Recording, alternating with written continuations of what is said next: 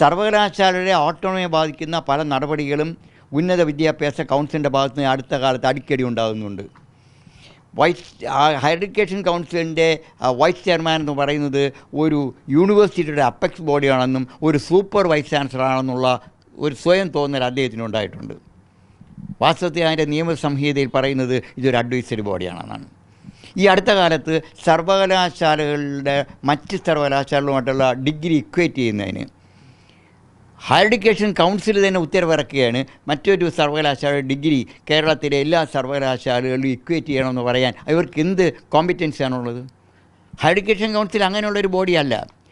Vice ചാൻസലർമാരുടെ യോഗം വിളിച്ചു കൂട്ടിയതിന് ശേഷം വൈസ് ചാൻസലർമാരുടെ അഭിപ്രായം പറഞ്ഞ് ഹയർ എഡ്യൂക്കേഷൻ കൗൺസിൽ തീരുമാനം എടുക്കുന്നു എന്നാണ് പറയുന്നത്. വൈസ് ചാൻസലർമാർക്ക് ഈ സിലബസ് അല്ലെങ്കിൽ ഈ യൂണിവേഴ്സിറ്റിയുടെ ഡിഗ്രി മറ്റൊരു യൂണിവേഴ്സിറ്റി ഡിഗ്രിയുമായി യോജിച്ച് പോകുന്നതാണെന്ന് പറയാനുള്ള നോളജ് ഒരു വൈസ് ചാൻസലർക്ക് വേണമെന്നില്ല.